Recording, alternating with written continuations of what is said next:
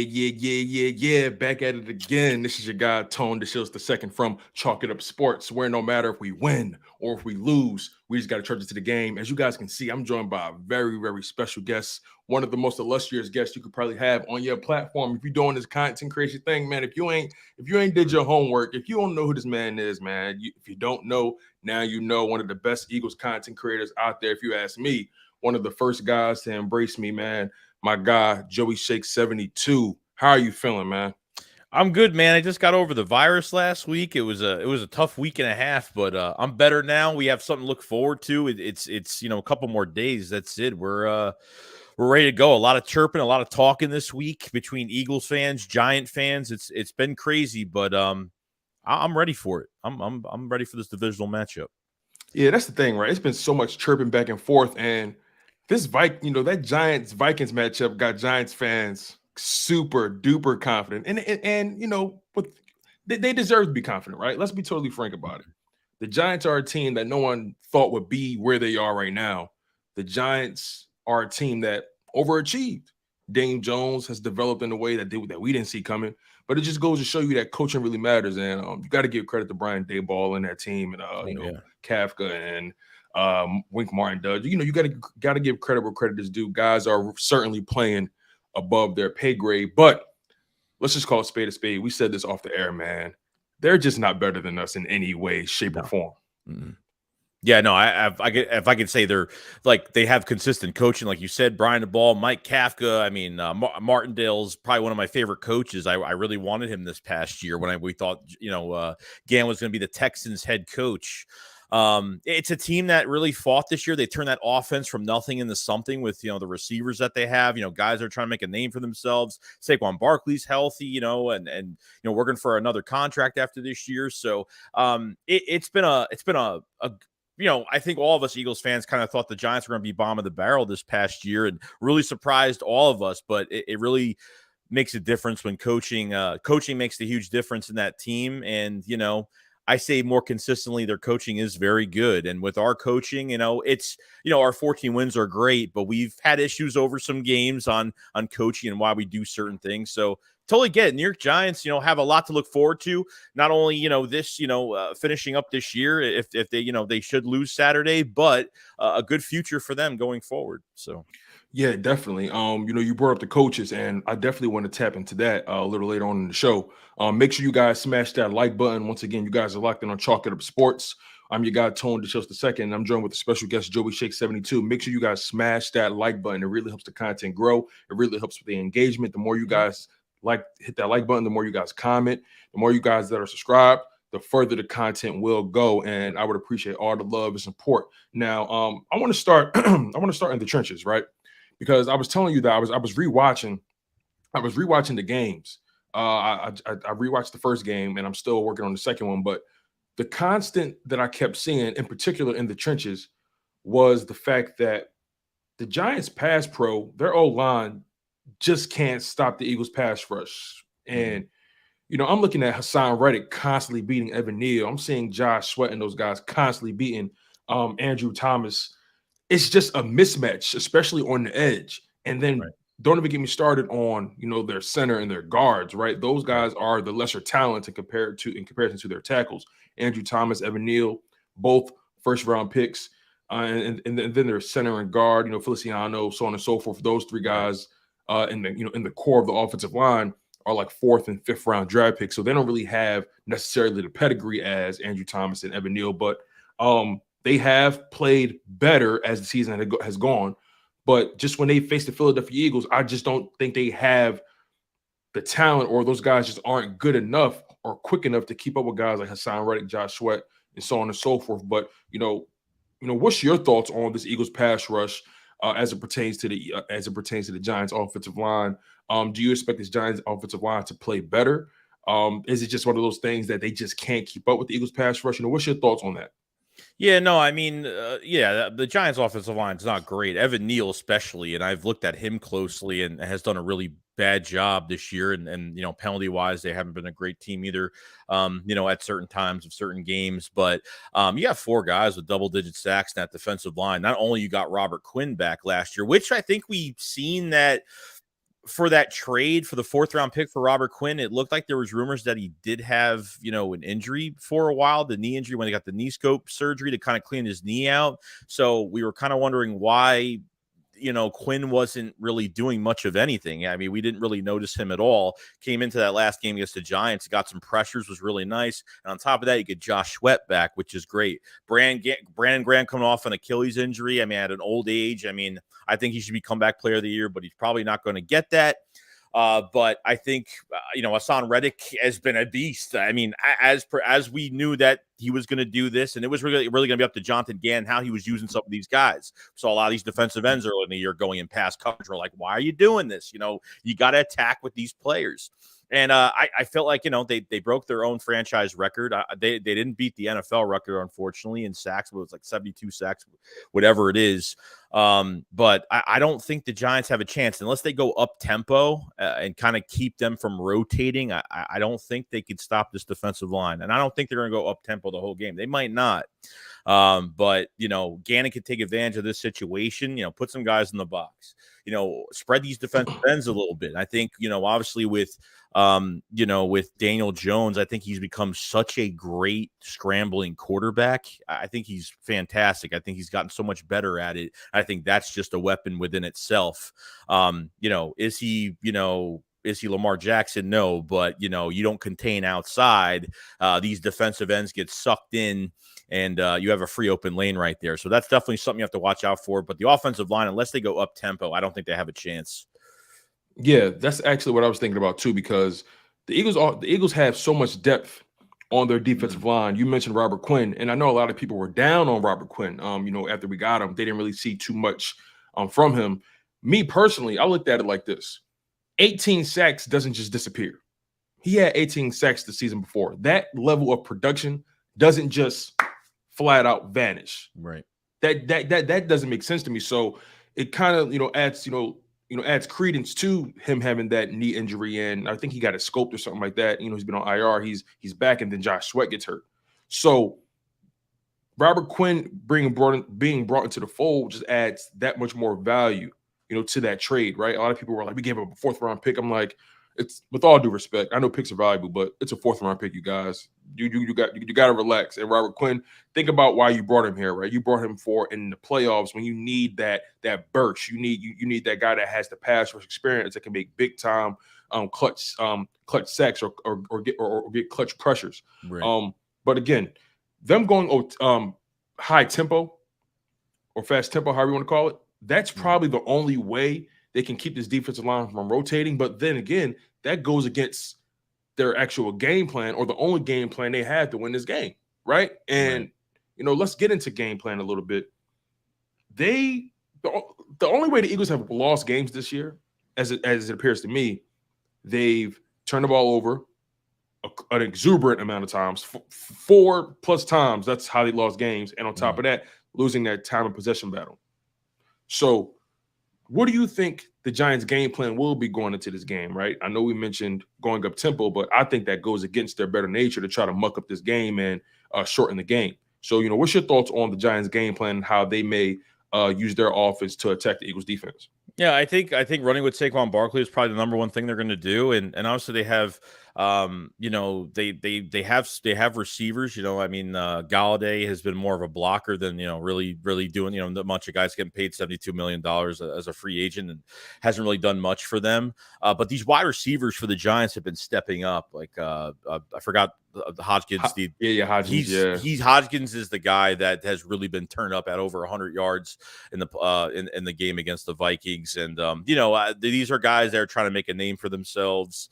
I feel like if they catch the Eagles in soft zone, they're going to run a lot of slants. They're going to do short stuff, because we're given. I mean, that's the issue we've been having with Gannon all year. I understand, like, there are fans that like Gannon, there are fans that don't like Gannon, but I just am not a big fan of the philosophy of when you have a number one in Slay and you're not shadowing him. And really, I haven't seen that.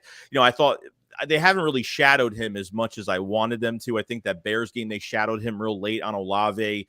Other games like, Minnesota, they shadowed him on Justin Jefferson. Like, they've been just keeping him at one side. For this game, I don't think they necessarily have to do that, even though Darius Slayton is the best receiver in their offense right now. Those other guys will be very productive. I think, beating the Eagles defense is to find that open space. And if they're in soft zone, which I don't think they're going to be man-to-man covers the whole entire game, and that's what scares me a little bit, and I don't expect them to, is to run some short stuff and, short slants, comebacks, short things, and running with Saquon Barkley and, play designs with Daniel Jones, extending plays, and it's probably some design runs with Daniel Jones on crucial third downs, fourth and shorts, or, they're a very positive,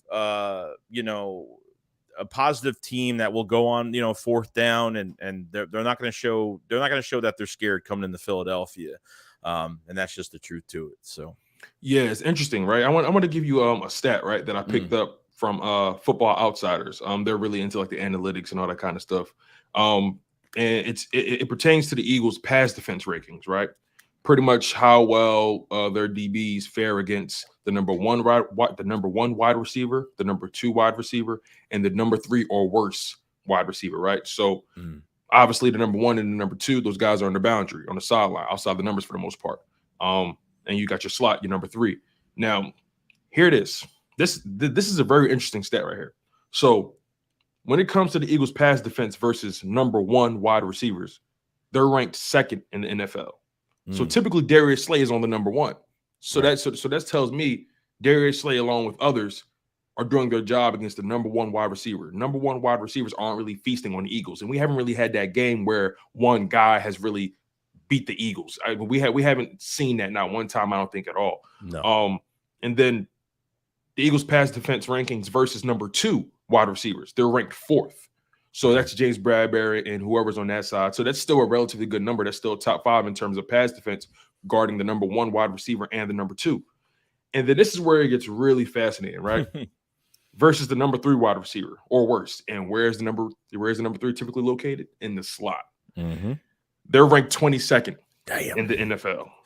So that disparity is wild. What's your instant reaction to that stat?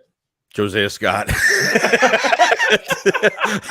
That is all I think about, because not having Chauncey Gardner even back. Well, the thing is, like, at least if Maddox was out, like, and if Chauncey was still in the building, we would have been fine. But since he was out, it made it much worse. Like, we've survived some games with Josiah Scott, but he's just not good behind those starters, man. There's nobody good in that corner room. That's why, like, by next year, they have to add some bodies. They have to add extra bodies in there, because even with Avonte Maddox right now, like, I don't even trust. I think he's out for this week. He's not playing this week, but if they win Saturday, he could be back, and the Eagles will be, obviously, besides Derek Barnett not being around, they will be 100% healthy. So, I mean, that's the name I think of. I mean, it's the soft zone coverage, or if they're somewhat, tapping these receivers off the line and they're just running right through our secondary and getting these free catches. I don't get, I understand Gann doesn't want to change too much, but there's got to be some other way. And thank God we don't have to deal with that now, but it was tough. I'm not surprised by that stat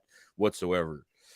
Yeah, for sure, man. Like, obviously having CJ back is huge, because I anticipate those guys to kind of use him the way they used him in that Giants game in Week 18. They kind of had him going back and forth between the safety and the slot position, depending on, I guess, the package or so, or whatever the opponent was showing them.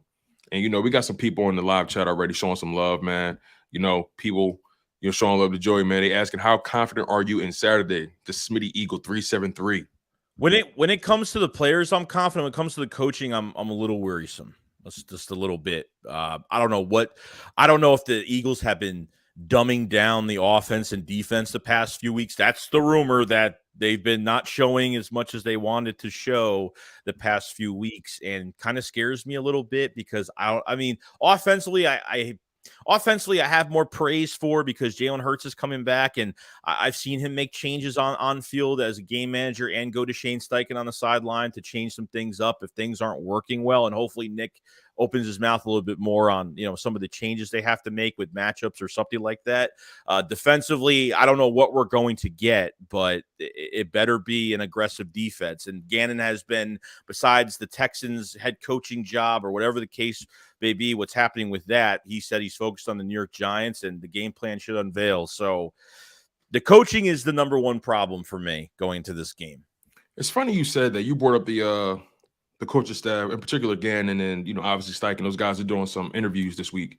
Or they were doing interviews. And look, I want to get your thoughts on this before I share my opinion. Right? How do you feel about coordinators interviewing for other head coaching jobs during the midst of a playoff run or during the midst of you preparing for an opponent? I mean, it's somewhat of importance. Like I think Steichen and Gannon completed their interviews with the Texans so far. But I mean, at the end of the day, I don't know. I don't think it really bothers a coach too much where they're focusing more on that because they have a game plan to do it. And obviously, I don't know if these chances, like because they're in the playoffs, will hurt them if they play a bad game because they're not 100% focused. But I don't really take too much into that really because they're professionals at the end of the day and they know how to handle it. I mean, I can't see Gann being a head coach, but it is what it is. So I don't think there's too much that goes into it. I think they're professional enough to where it's not going to affect them into going into a really important game this week. So that's just me. Yeah, I would like to think that as well. I can't help but, for my emotional side to, I guess, some way, like I just feel like, maybe I'm projecting, right? Because I'm kind of my wife will tell you, like, I'm one track minded. And sometimes, I can only focus on one task at a time. And when I'm focused on it, man, am I locked in on it? It's like, when I'm giving you my all, you're getting all of me. Yeah. So I don't know. I could be projecting, but I'm not really a fan of guys looking at the back door while we're trying to create new doors, while we're trying to, go on this historic run. I don't know. It kind of rubs me the wrong way a little bit, but I want to believe, what you're saying, right? The fact that they are professionals and this is just a part of the NFL. This is nothing new. This isn't something that, that just started this year. Coaches and coordinators interview for jobs all the time, in the midst of a playoff run or the season, so on and so forth. So, yeah, maybe I'm reading too much into it. Maybe I am projecting. Yeah, I mean, if you're gonna if you've been a head coach before, maybe it's not a big deal. Maybe if you're like, oh my god, I'm gonna be a head coach, and you're just excited about it, but you're trying not to be off track with what you're doing right now. Like if this team wasn't in the playoffs right now, then he could put 100% focus into that, and that's it. But with a game on the line, divisional game with the Giants on Saturday, you got to balance it out the right way. Yeah, for sure, man. Since we're talking about the coaches, right?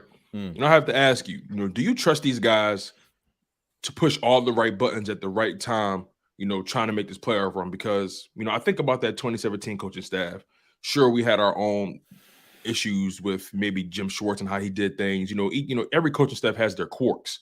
But, when you think about that coaching staff in the playoffs and everything they've endured, losing Carson Wentz, losing Jason Peters, so on and so forth, losing Jordan Hicks, right? You think about everything they've endured. Doug Peterson found a way to keep that team steady, and they managed to push the right buttons at the right time. Do you trust this coaching staff to remain poised, even in the face of adversity, going into the playoffs, going into their first playoff game? Do you trust them to push the right buttons at the right time with this team? Yeah, I mean, Nick Sirianni kind of is like the starting of all of this is like, with the culture. I think that's important. And it comes down, I think this quarterback in Jalen Hurts makes the biggest difference in our offense and this whole entire team. I mean, he elevates these players. He gravitates these players towards him. Mentality is off the charts. Work ethic's off the charts. I mean, it's tough not to rally around because they're at his age. There's really not many quarterbacks. There might be a lot of show, there might be a lot of, a lot of quarterbacks that might show like they look like they have that attitude. And then you kind of see like when they hit adversity that they look like a totally different player. Kyler Murray. Yeah, right. Like he doesn't have to put on his contract that he has to look at, tape and football, tape of plays and stuff like that, to be a franchise guy and pay him. I, but Jalen, like I said, Jalen Hurts is just the game changer. And I feel like going forward, I don't know this I'm excited to see what this quarterback looks in 5 to 6 years. I mean, I'm excited to see like what his prime is going to look like. It's really scary of how much of a big jump from last year to this year. Obviously, adding more weapons. Howie Roseman having 2 killer drafts. Free agency trades have been just unstoppable. I think when it comes down to the culture, I think they're prepared. I think they're ready.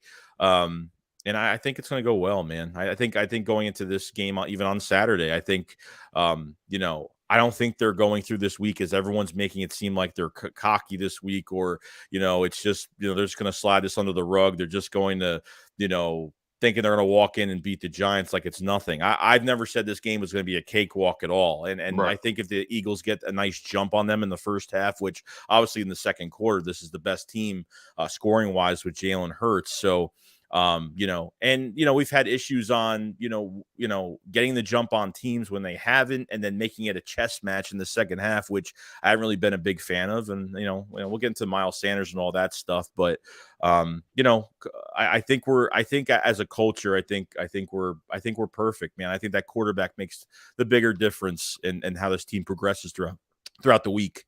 So. Yeah, I've always likened that Hurts and Sirianni relationship to like a yin and yang, right? Hurts is really steady, really poised, very stoic. Doesn't really give you too much. Doesn't wear his heart on his sleeve at all. Just very he's more internal rather than external, right? And then Sirianni, he's the passionate guy, he's the rah-rah guy. You're going to know how Sirianni feels at any given time, right? You saw him in that Colts matchup talking about this is for Frank Reich. You saw, right. Which is kind of corny, but you know how we know how Sirianni feels 9 times out of 10, right? Sirianni is not one of those, and I think that's why that's why this coaching, not just the coaching staff, but why this roster kind of gravitated to him, and he didn't lose them, especially last year when they were like 2-5 where they struggled. I think the reason he didn't lose them is because of the fact that he's a straight shooter. How he feels when he feels it. He's going to let you know exactly what's going on. He's not one of those guys that know like you saw his opening press conference. That man don't know how to lie. No. He doesn't know how to pussyfoot. Like he has no tact. You know what I mean? So I say all that to say, right, when you think about Hurts and Sirianni, that marriage, that yin and yang, what's your thoughts on that, and just how Hurts and Sirianni, they kind of balance each other out? What's your thoughts on that?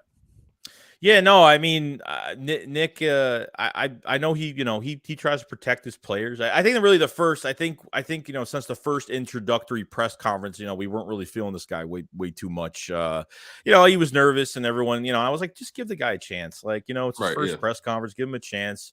In a struggling 2021 season, he did a lot of the play calls, half the season, and kind of gave the play calling away, and became more of a game manager, situational game manager. And I think where I started to like him a lot was, I think, the Jets preseason game when Hurts got hit out of bounds and he cursed out Robert Saleh. I think that was like, dude, like whether he thinks his players are right or wrong, he defends his players. And I think that is great. And on top of, in the play calling as well, when they go for it on 4th down so much. And I think, teams complaining about the QB sneak, and, every team is hating that because they can't do plays like that. And the Eagles are so good at doing it, and the confidence that he puts into his players. And then that feeds off of Jalen Hurts, steady, not looking ahead, not a big, not a social media guy where he looks at all the outside noise. Like, he makes sure that this team is not looking at the outside noise, what this team has to do. Even someone had the camera down, I guess, during I guess Hurts had everyone rallied in the locker room after we won the number 1 seed against the Giants. I think that was Sean Bradley, I think. Was it? I think, if I'm not mistaken, he was cursing up a storm, and they obviously, he tells the truth. Like, I've never been so interested in watching QB press conferences. Like, yeah, like, I'm with you right? on that. I'm with You you know, on like that. since like with Carson Wentz, we knew it was the same repetitive I got to do better. thing. Yeah. I'm the quarterback. I got to do better. Yeah. Yeah. It's just not. Even it's so funny you say that, right? Even if you're not going to tell me everything, give me something to hold on to. Give me some level of give me some level of like, okay, I believe this guy, I trust this guy. Don't just keep reading off a script. Right. Yeah, no, it was, he's professional. He just focuses on day to day, game to game, and doesn't look ahead, doesn't get cocky. Like, and a lot of people that don't know Hurts outside of whether it's the NFC East or outside of being an Eagles fan, like think he's just cocky and he's too. That's just that's what he's made of. From going to Alabama to Oklahoma, like that, just from the adversity that he's been through since college and the ups and downs, like have turned him into the player that he is today. And I think the NFL has shaped him up to be very, very good. And, we were kind of nervous, like in the offseason, like we were seeing these videos of Jalen Hurts. We were seeing these pictures of Jalen Hurts going to these quarterback coaches, and he was training. And we didn't know like how much is he putting into this whole thing. He played one preseason game. He played a couple series, and we were like, this team's going to look a little rusty probably getting into the first game. But this team didn't miss a beat. I didn't have them having early success beginning of this season at all. Like I said, a few games, I had some games they lost. Like I had them at 13 wins this year. I had them at 13. So I was a game. I had him at 12. Okay. Yeah. So Hurts makes a difference, man. It's a different team without him. And I'm glad he's back, man. Yeah, you definitely saw that when Gardner Minshew came in, and even though they were able to put up points in that Cowboys game, you still saw that the offense didn't move the same. They seemed limited. They seemed like they were literally like, play by play by play. Like it just seemed like they were trying to focus on like they put so much energy into trying to just get one play done. It didn't seem like they were able to string together plays at a consistent rate, especially in that Saints game. It just seemed like it took so much effort, so much preparation to execute one play. So since we're on Jalen Hurts right now, eventually we're going to get back to this Giants matchup. But since we're on Jalen Hurts right now, what's impressed you the most about his development? From year 1 to year 2 as the starter, then year 3, his second year starting. What's impressed you from rookie season up until now? Oh God, I mean, we always knew he had the running ability, but I mean, last year we had issues where he was always rolling out to his right. Now he's rolling out to his left. I mean, his posture is really good in the pocket. His awareness is really good. His deep ball is really good, and not the strongest arm in the world, but I mean, his accuracy has gotten so much better. Those deep balls have gotten so much better. Ball placement. We've seen a lot of deep passes this year where, some of them were in perfect hands. Like I forgot what game the AJ Brown when he was double covered. I forgot what game that was, and that ball was right in his hands. And might have been Steelers. I think it was. Yeah. I mean, his throwing has just been amazing. I didn't think he would make the big jump, and I always tell the truth. I mean, I have people on my channel that hate me. Like if I didn't like him last year, then I shouldn't like him now, and that I shouldn't support him. And that's every day. That's what I deal with every day. Like, oh, now you're supporting him. Like, dude, like I didn't hate Jalen Hurts. I hated where we drafted him. But who knows? Like, we didn't know. And the financial, your second round picks got to be on the field. Like, simple as that. People who tell you, not to cut you off, Joey, because I want you to continue. I want you to finish your point. But people who tell you they were excited or happy or over the moon about that draft pick at that time, they're lying. They're lying. Like when I remember exactly where I was. I was at my wife, then girlfriend's apartment, right? And I was watching the draft on my phone. And obviously it was the pandemic year. Everything was virtual. I'm watching it, and the whole time, and I saw how the draft board was falling. I'm saying, okay, Justin Jefferson, he's right there. He's right. Well, no, wrong draft. I'm sorry, wrong draft. No, same draft. It's same draft. I'm sorry, same draft. But it started with Justin Jefferson. I'm like, okay, he's right there. He's right there. Then you choose Jalen Reagor. I'm like, I don't even know this dude. Okay, all right. I did my research. I'm like, okay, hopefully he turns into something. That was that, and then the second round comes. I'm like, okay. All right, what are we doing here? Because when I saw Jalen Reagor, at this point, I can't predict anything now. Because I had guys that I wanted them to go after, and I had some thoughts what they were like in the direction they would go. Once they picked Jalen Reagor, everything that I thought was out the window. All of a sudden, second round, Jalen Hurts comes, and I'm like, a quarterback? It wasn't even him. It was just the fact that we chose a quarterback. It had nothing to do with Jalen Hurts. It was like, wait, a quarterback? And we just paid our quarterback? And he needs weapons? What are we doing? What's going on? So, like, I think people need to understand that at that time, we all had questions. We all had concerns about what direction this team was going in, right? And now obviously people like to have revisionist history about how they felt about that situation. And look, if you're an Eagle, I'm supporting you no matter what. No Right. matter the Exactly. circumstances. So it's just people are weird like that, man. But yeah, Jalen Hurts is taking it to a level that we didn't see coming. Yeah, no, like he got into some games, I mean, it was after Carson Wentz was benched. I mean, that was pretty much it. Like, and I might say Hurts had, his Saints game was great. I thought his Cardinals game was better, and his passing looked a lot better in that game, and then kind of fell off after that. It's just this team wasn't good enough to, to beat Tampa in the wild card. Everything was a total mess in that game. But it's a blessing in disguise, man. Things happen, bro. Like, Darren Sproles gets hurt in 2017, and we wouldn't know probably what Corey Clement could have done that season. Yeah, Like, exactly. weird, Chauncey Gardner-Johnson gets hurt. Reed Blankenship comes in, makes plays. Like, these things just happen. You find out. I'm glad that they give certain guys a chance. Like, you just find out the back end of your roster, like what you have, and some guys step up, make some noise, and it kind of, it surprises you. So, I figured, we're gonna be a good team for a long time, and Hurts is definitely well deserving of a contract. There's no doubt about it. How big is that contract going to be? And depending on what happens between this week, next week, I mean, that's it. Like, you beat the Giants Saturday, you're 2 games away from the big game, and I can't complain on how much money this guy's going to get. I won't even complain about it. When we paid Carson Wentz, I think it was before Russell Wilson's contract, and that was where Russell got paid a good chunk, and we signed him at the right time, and Eagles fans were confused on, is he going to be the guy, and after the Super Bowl and the LCL ACL tear that lasted until the next year and ended up having spinal injuries. And then Nick Foles came in again. And then we were pretty much, I figured we would have been in the Super Bowl again and the year after the Super Bowl. I think if Alshon Jeffrey caught that pass, the Rams were horrible and the Patriots offensively were horrible. And that was the most boring Super Bowl I ever watched. So sky's the limit for this team and that quarterback, man. Yeah, definitely, man. Let's get back to this, to this Giants matchup, because just how the Giants offensive line is going to have their hands full. I think the Eagles offensive line is going to have their work cut out for them as well, because you have to deal with All-Pro Dexter Lawrence. You have Kayvon Thibodeau, who actually didn't play in the first matchup. I know their other edge rusher or linebacker, Azeez Ojulari. He's dealing with some nagging injury, so he might not be 100%. Also, Leonard Williams didn't play in their first matchup, but he'll be playing this time. So the Giants' defense is relatively healthier. They got their safety back, Xavier McKinney. They got Adoree Jackson back.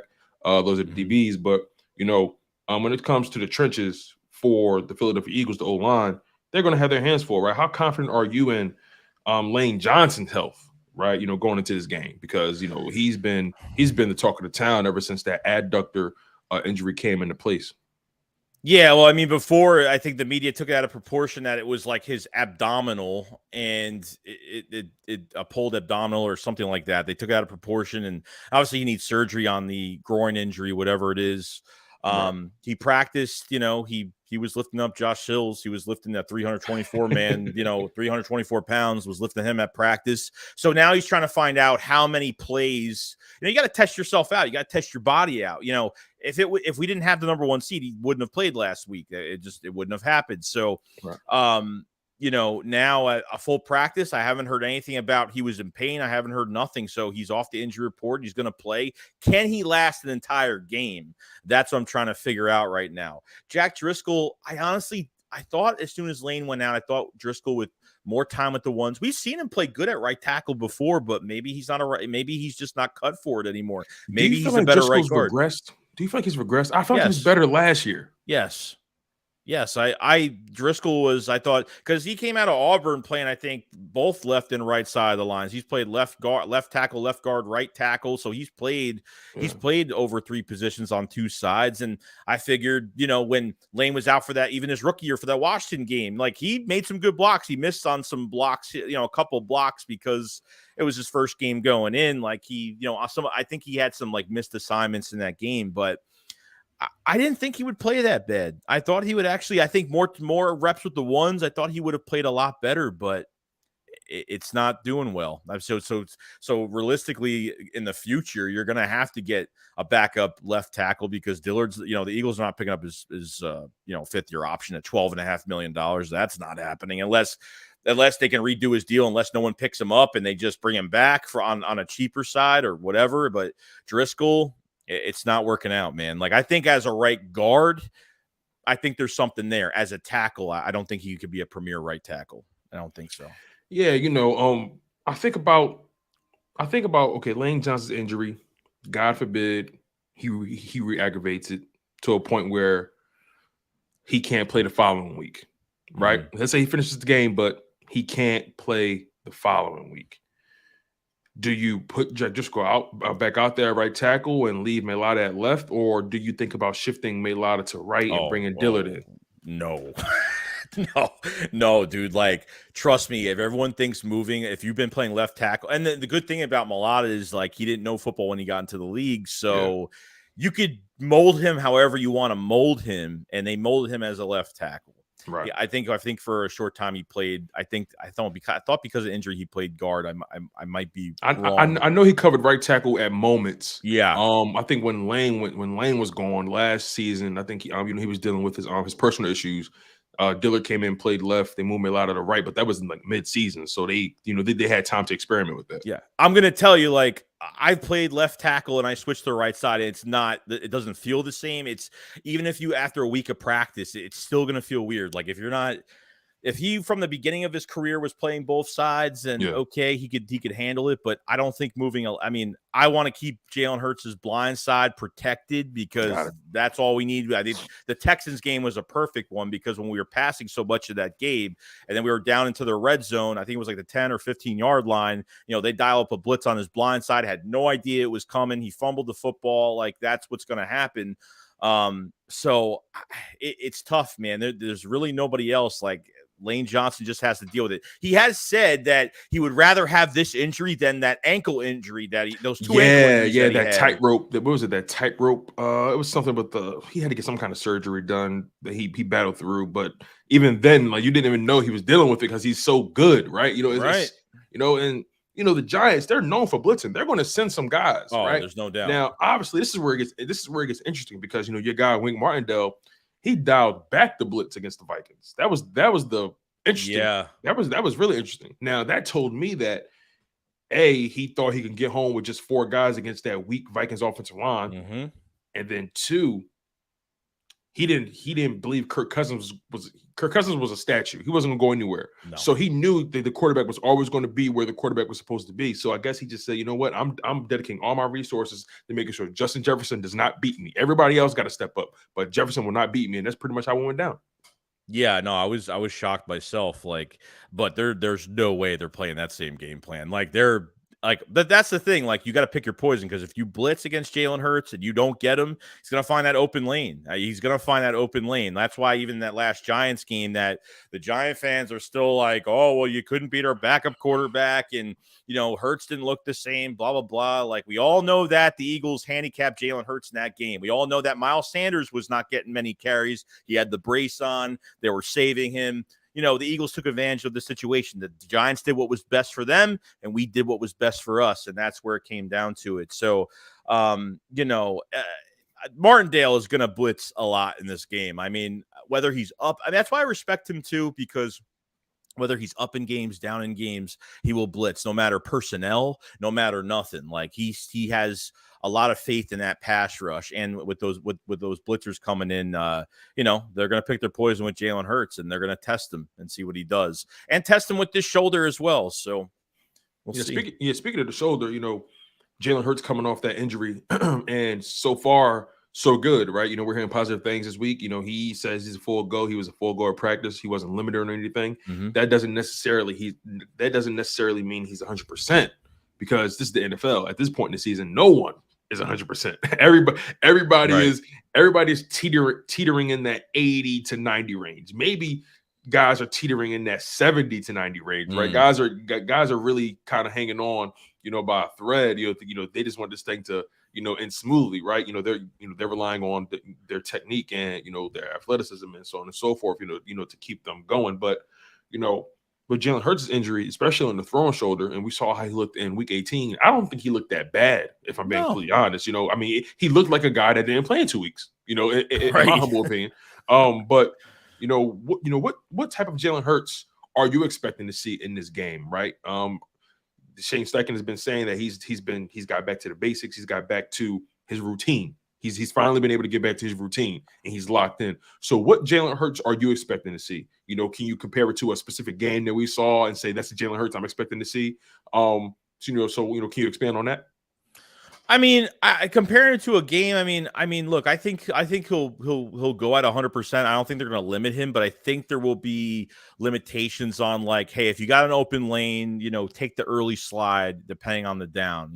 I think when it's playoffs, you got to take chances too. Like, obviously, if this was a Super Bowl or something like that, like, I don't, about his shoulder, like, you're going, you're going as far as you possibly can with those legs and dropping yourself to do something. But I think the cautious part, like even in the last game, even against that Giant game, he did that. He was, kind of sliding before the first down marker, just being smart with himself. But obviously with that game was different, because even when he rolled out to the right and he had all this space in front of him, he really didn't want to run. Like, he didn't want to run at all. Like, dude, like, you could run a little bit. Like, it's okay, dude. Like, it's your right shoulder. If you run, that's why they ran him to the right side. So his right shoulder's towards the sideline. He can protect himself better that way. So it makes more sense. He's not going all over the place. Obviously, if there's a pass rush, open lane, Jalen Hurts is taking that open lane right up the middle. Like, he's taking those open lanes. He didn't do that. So I think it's just more of not really comparing it to another game, but I think he's going to go at 100%. He's just going to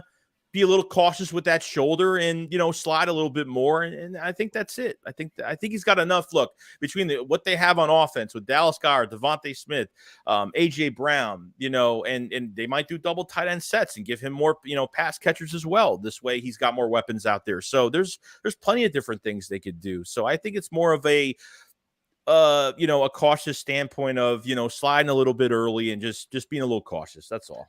Yeah, it's so funny. If Jalen Hurts was Carson Wentz or, a Josh Allen, or I guess a quarterback that's careless, right? Careless with his body, careless with the way he plays the game.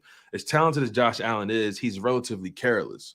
But one thing I will say about Jalen Hurts is I trust him to make the right decision at all times. Right. And I think that's been, in my opinion, the most beautiful thing, or the most noticeable thing about his progression from year one up until now. He's just been progressing as a decision maker. He's just made the right decision in every single game.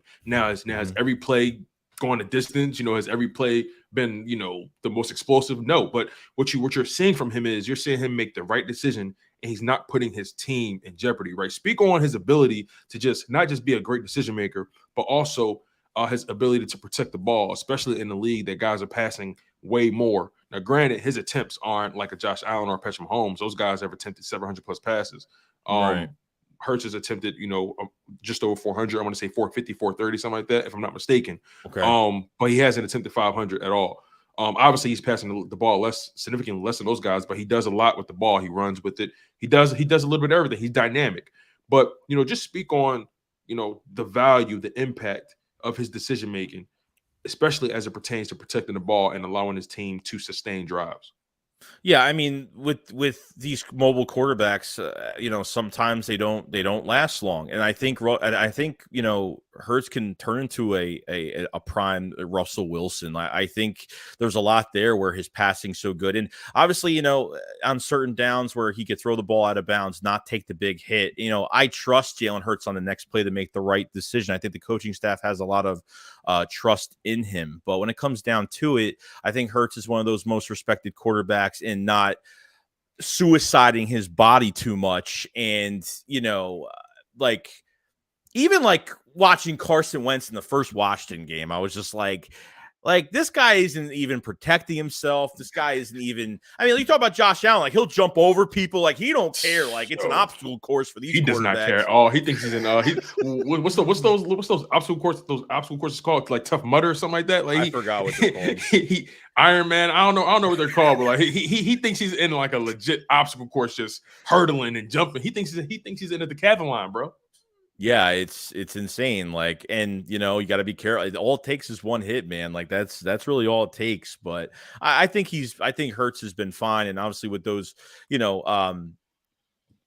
I think he will drive the ball, with the ball in his hands himself, and he will not take unnecessary hits. I've seen him in games this year where he probably could have ran to two other guys and got a few extra yards, but he took the safe route and just dropped to the ground, and that's a smart thing to do.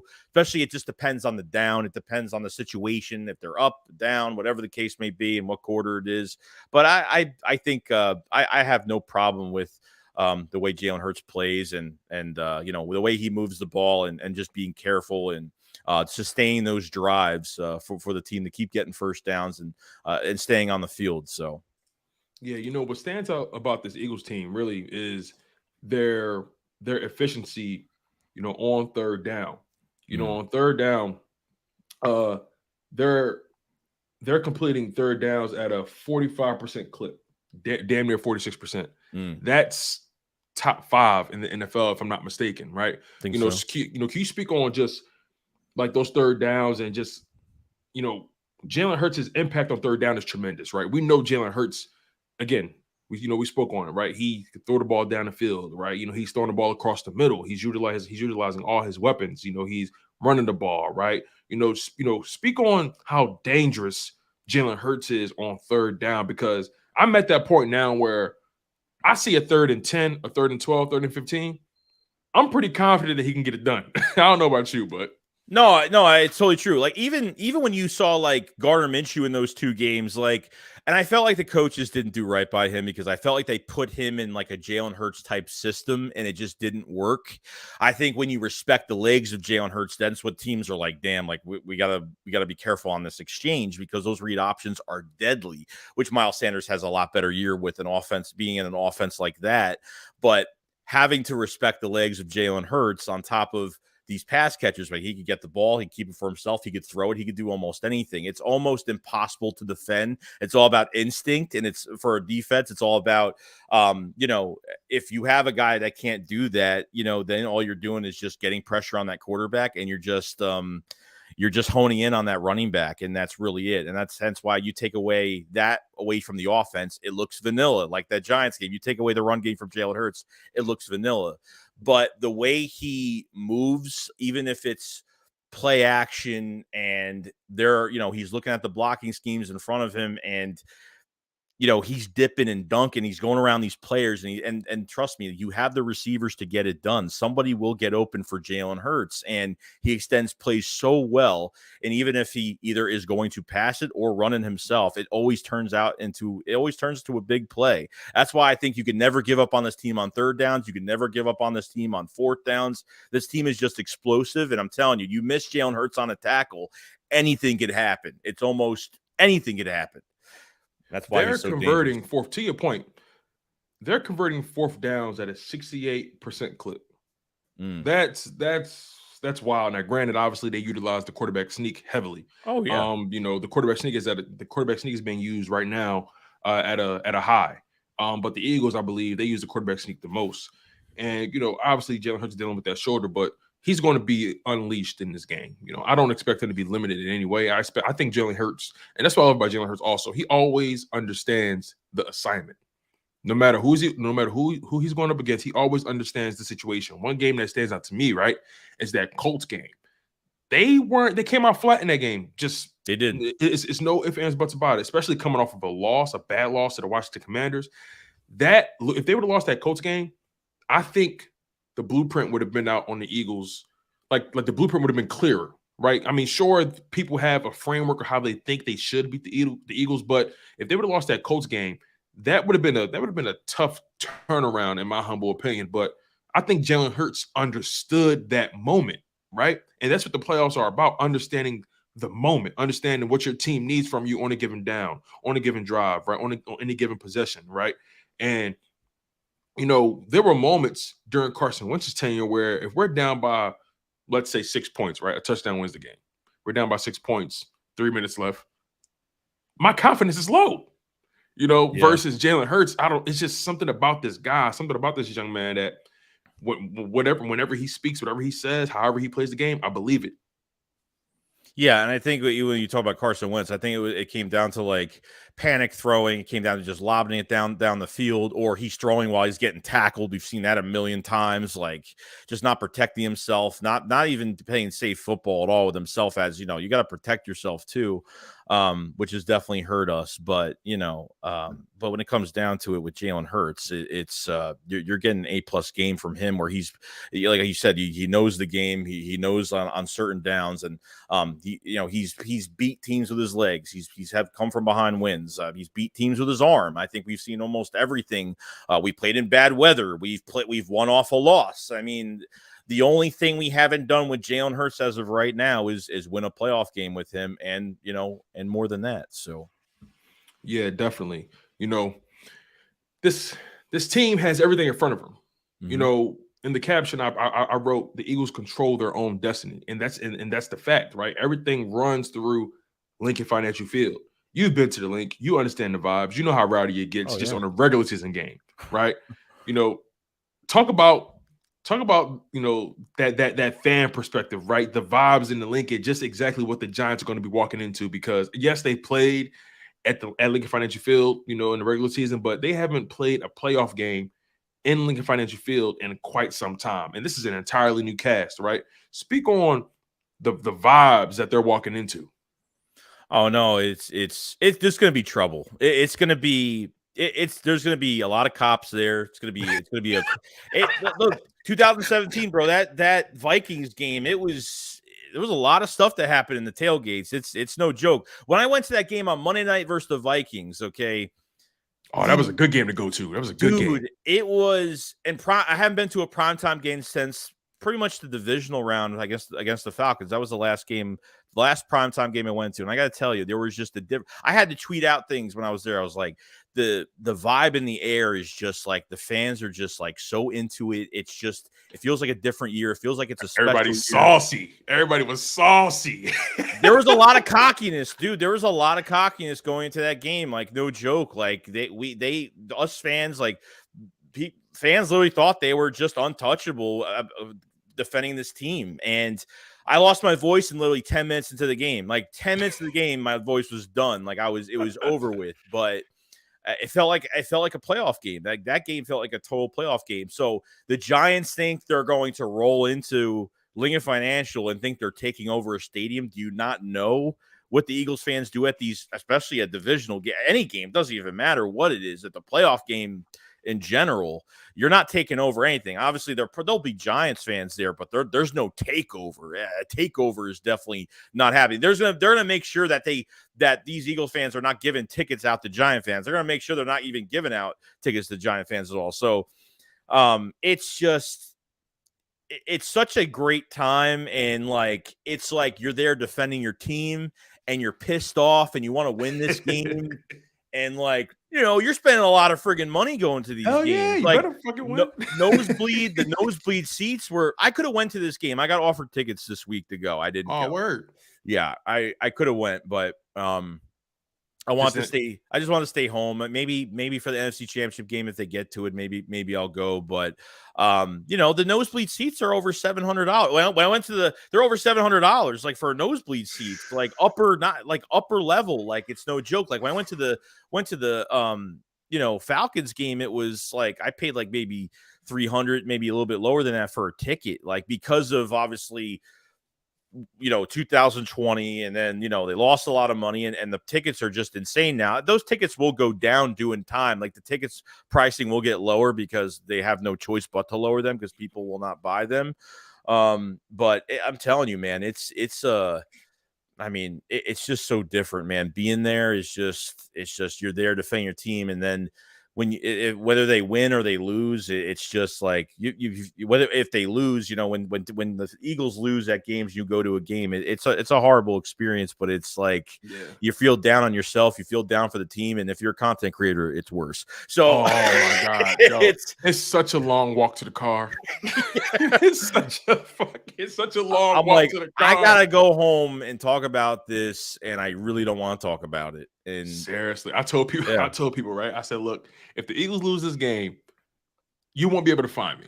I'm going to be somewhere in Tibet or Peru, riding an alpaca, with no shirt, with a big ass stick, just walking. Like, you're not going to be able to find me. Like, I'm just going to be, I'm going to be off the reservation, bro. Like, they better not lose this damn game, right? You brought up the vibe that people were feeling. The vibes that the people were feeling in 2017, right? They thought this team was untouchable. And, when Carson Wentz went down, that was such a weird time because people thought everything, at that moment, everything just felt like, you felt like a gut punch. And Nick Foles came in, he played really well against the Giants, and then it seemed like he was kind of going downhill from that point forward and towards the end of the regular season. And they didn't really enter the playoffs with the most momentum, right? No. And even that Atlanta Falcons game, they didn't really have that much momentum in the first half, and then they figured it out in the second half, started to get things going. And then it was and then we all know how the story ended from there. This season, right? This 2022 Eagles team, they didn't really enter the playoffs with the most momentum. And on top of that, they had the first round bye like they did in 2017, right? Mm-hmm. How much do you buy into momentum? And on top of that, do you think that that 2-game losing streak that they experienced in the midst of losing momentum, do you think that 2-game losing streak kind of forced them to revisit some flaws, especially, with the coaching staff and how they execute? I think you take it both ways. I think like even losing the 2 games, now Hurts is back, and it's like, he was disgusted even when you saw his face on the sideline. He's like, I can't believe they're playing. I can't believe we're playing like this. Like, yeah, his face was kind of like, damn. It's like that, like, he looked, because he's pretty, again, you don't really know what he's feeling, but there were moments where the camera got him, and I'm like, he just looks like he doesn't know what he's watching. Right. Yeah. And it's a gut punch because, like, look where he got this team, and now it's being ruined now by another quarterback that can't get it done. So the momentum thing is a weird thing. It's like now I feel like all these fans now are like, thank God we don't have number 1 seed. The team's gonna look rusty. And it's like, what? No one wants the number 1 seed now because now we have to feel bad for this team because they might look rusty going into this first playoff game now. Like, I'm supposed to we needed that number 1 seed. Like, we needed it. Like, we needed a break. We needed to, like, these coaches had to look themselves in the mirror. These players had to gather around together again. Like, this team needed an absolute break. Unfortunately, injuries hit us at the wrong time, and thank God we have our players back. We're going to find out about Lane Johnson, how long he can last, and how good the shoulder is from Jalen Hurts. I saw a lot of passes thrown from Jalen Hurts at practice. Like, he looks fine. It's not like he's throwing a pass and he's holding his shoulder. Like, it's not like his shoulder fell off the bone. Like, everyone thinks like his shoulder got amputated. That's how crazy it is right now. Like, I feel like the Eagles have been like hyping up this injury too much, but behind the scenes, I feel like it's weird. They've downplayed it, but then they overhyped it. It's like you really can't get a beat on exactly what he's been dealing with. AJ Brown was asked a question. Oh, how is he seems like, is he in a lot of pain? And he started laughing like it was a joke. Like, I feel like this whole thing's a joke. Like, AJ Brown laughed his ass off. Like, he just started laughing. He's like, oh, you better ask him that. Like, they talk. Like, he knows. That shoulder can't be. I think the shoulder was hurting definitely after that Bears game. I think the day after he was probably hurting. There's no doubt. But I think going into the second week, I think he was fine. Like, and I don't know if they on purpose or not letting him throw that much for a day or two. The first day he threw just a little tiny bit. The first day he didn't throw. The second day into the week he threw a little bit, and then he was a full go for like 2 more days. So I mean, I feel like they overhyped it too much. Like, why would Sirianni after like the first week that they're off be like, oh, he's he was in a lot of pain after that Bears game. He's just like, who? Why? why are you saying this? Yeah, like after they beat the Giants, like even Jalen was like, yeah, I was dealing with some stuff. Yeah, I'm like, hold on, wait, Jalen is never transparent with anything really. So it was just like, okay, they're really leaning into this, right? I don't know if they're playing possum. I don't know. Sirianni loves that gamesmanship.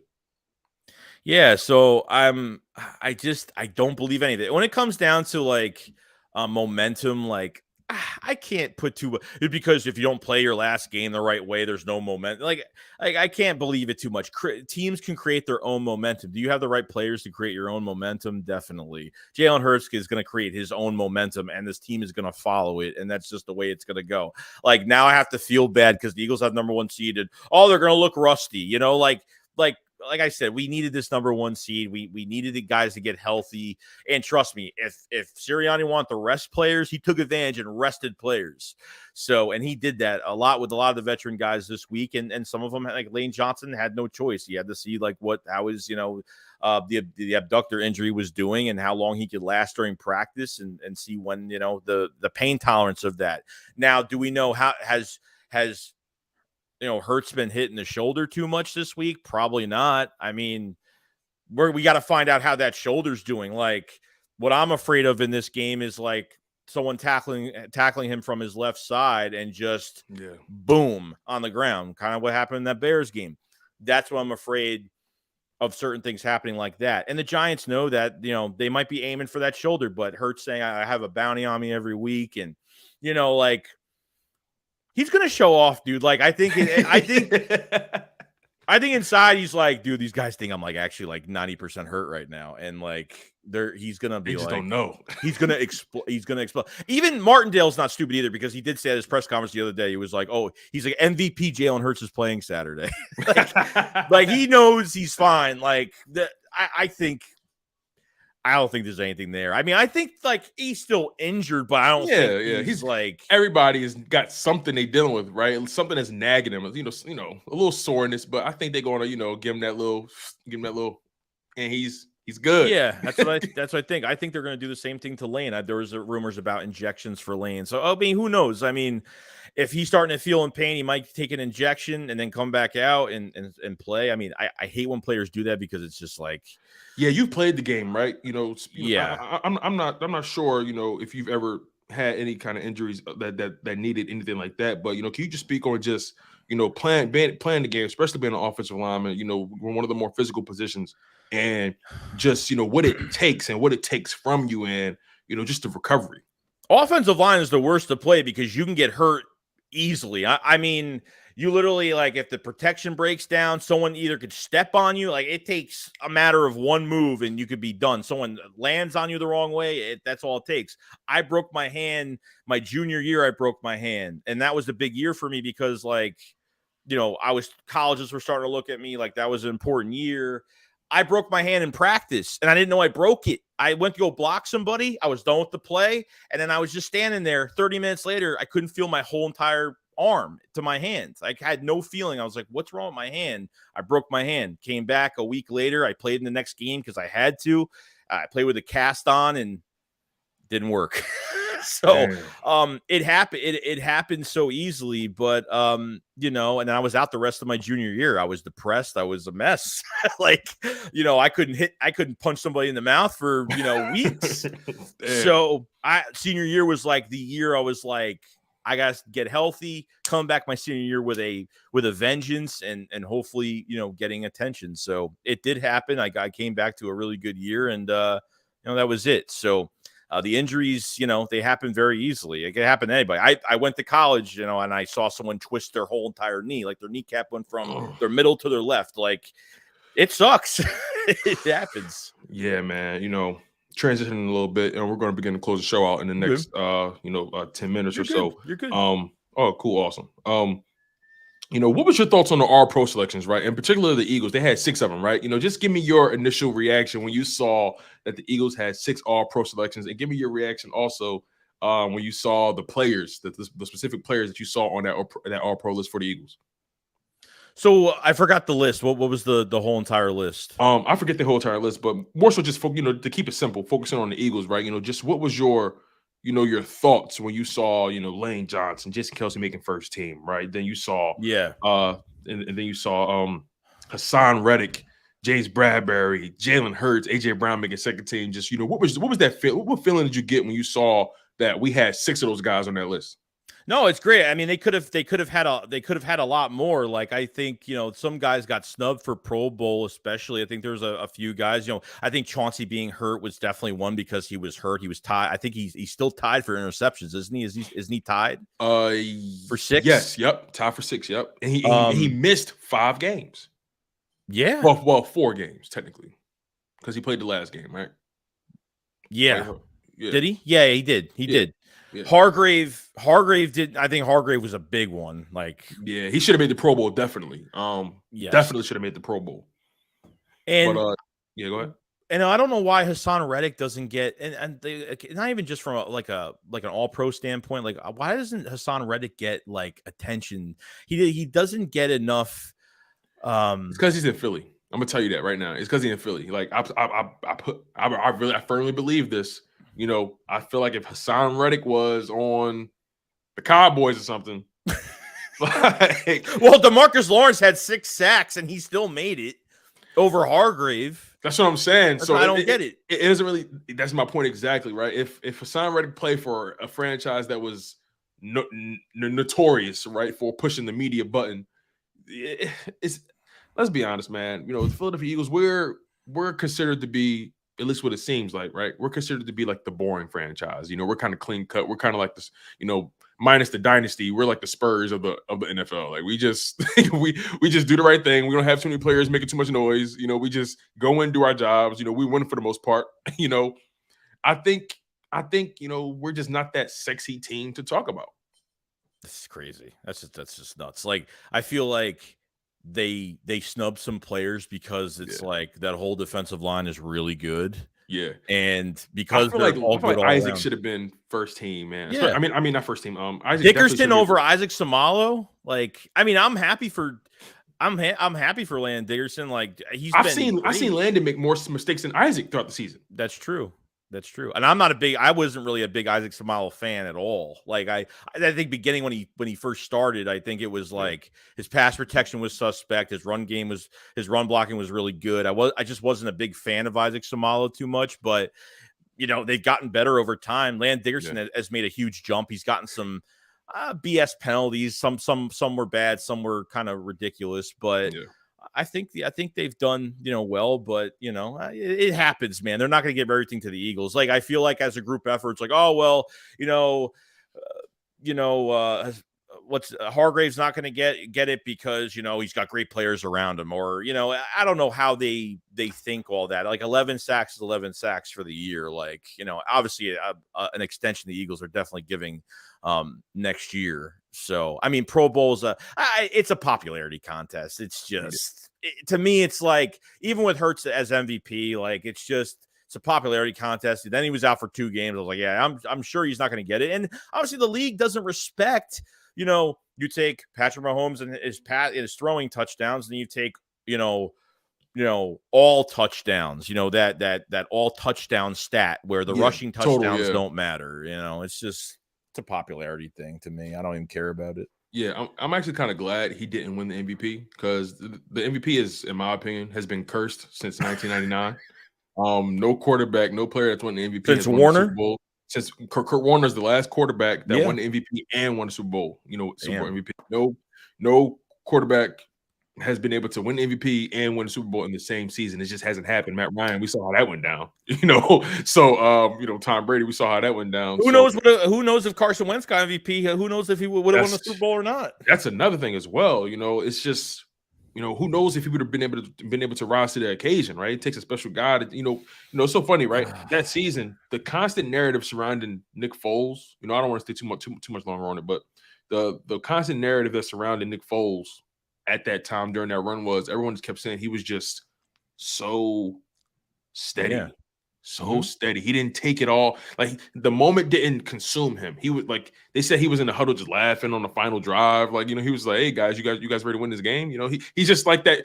I'm gonna be honest. He's like Napoleon Dynamite out there. Like, just cool, just calm, just just going with the flow. Yeah. I'm sorry, dude. Every time you say Carson Wentz's name, I just get pissed off. So No, I have no. a lot of no, bro. You're good. You're good because I think I get pissed off about him. And again, this is a guy I don't want to stick too long on, but I get so pissed off about him because I used to really get into arguments for this man. I was a big supporter, bro. Like, I used to support him for real. I'll say this: 2020, that first game against Washington, when we were up 14-0. I made a video that night saying there's something wrong with Carson Wentz. There's something wrong. Like, he's not the same mentally. I don't know if it was the concussion. I don't know what it is, but there's something wrong with him. And I got shanked probably 150 to 200 times. Like, you were ahead of it, though. You were ahead of it. I got destroyed because of that. And something was wrong. It's so funny. I think that I didn't start making content until Rams week that same season, 2020. Okay. So that was when I started getting. That's when I got locked in on the content. I started that summer, but I got really locked in on the content in was that week 2? Week 2. It was either week 2 or 3. But that, like, there was something clearly wrong, obviously. But you know, when you think about this team, right? You know, Jalen Hurts being a second team All-Pro. You know, what does that mean, just for his career right now, everything he's been through? Should he feel vindicated, right? Should he feel like he's silenced a lot of the doubters, or do you believe he's just looking at it as, another notch in the belt, more things to accomplish? I think it's both, really. I mean, look at it. It's like people are like, "Oh, well, this is his third year." I'm like, "No, dude. Like, 2021 was part of his rookie season. 2020, he only played 4 to 5 games. Yeah, 2021, like, half of that season was his rookie year, or 3/4 of it was, because I couldn't complain about Hurts last year because, like, if he played all of 2020, it'd be a different story. But because he only played a few games, in 2020, and then like half the season to a little bit third quarter of the season, he was still a rookie at that point. And then by then, and real quick, Joe, not to cut you off, but by then the team sucked. Like, we were terrible. You know what I mean? He was playing with popsicle sticks and rubber bands. Like everybody was holding on by a thread. Everybody had booked their vacation tickets to Cabo. Like, guys were just ready to mail it in, and he revitalized those guys, man. So, and like I said, like, did he get better at the end of 2021 from 2020? Yes. But I was like, not good enough for me. Like, need another offseason. We didn't know what was going to happen with Carson Wentz. Everything was up in the air. And then when everything finally happened, then getting another offseason with the team. And then when they started building around Jalen Hurts, adding A.J. Brown, even getting Zach Pascal, even, a healthy Miles Sanders we were hoping for. Like, it really did, getting Landon Dickerson, getting more offensive line to help Kelsey coming back, like, that big of a difference. I felt like the Eagles built around Jalen Hurts better than what they built around Carson Wentz. And I think I think this coaching staff has been different. And it's weird because, like, after that really good draft last year, when we got Landon Dickerson and Devontae Smith, I felt like going into the draft from this past year and obviously getting A.J. Brown was just a killer draft. And we were trying to figure out what's been going on. The rumor was when Nick Sirianni got hired, Jeffrey Lurie kind of took a step back. And apparently this whole entire time, Howie Roseman didn't have full control. That Andy Waddell was bumping heads. Jeffrey Lurie was bumping heads way too much. Oh, you should draft more players from Alabama. Like, really? Like, you're saying this now? Like, yeah. Like, I felt like there was a lot of, like, my opinion, this is just an opinion. Too many cooks in the kitchen. Yeah, and I think Howie Roseman didn't have full control. We thought he had full control of everything, but he didn't. After that first night of the draft this past year, where the vibe was different, it wasn't like professionally awkward. It was like they were just so, like, loose back. Yeah, it was just so different. And I couldn't help to be like, like, there's something going on. Like, Howie is like, when Howie got that extension, we were pissed. I was, I made a video about that. I'm like, how do you get paid for not, how? But then some people kind of broke it down to me like this. They said, you can't sit a GM going into a season on a lame duck contract. You don't want to do that. He might sabotage you, low key. So, I look, to your point, right, about this past draft, man. even in some of the offseason moves prior to the draft, we were kind of like Zach Pascal. Okay, that's a Nick Sirianni guy. I was like, is that our wide receiver for the future? Better not be. Right. Like, we were trying to make sense of that, and then we brought in Kaiser White. We were like, okay, like I like that. That's cool. Like he's that kind of like that linebacker that used to play safety. He has some speed. He can cover. All right, and then they brought in Hassan Reddick, and I was like, okay. Yeah. All right. Okay. They're getting a little serious. But then when they traded for AJ Brown, that was the moment I knew, oh, Howie's serious. Something happened.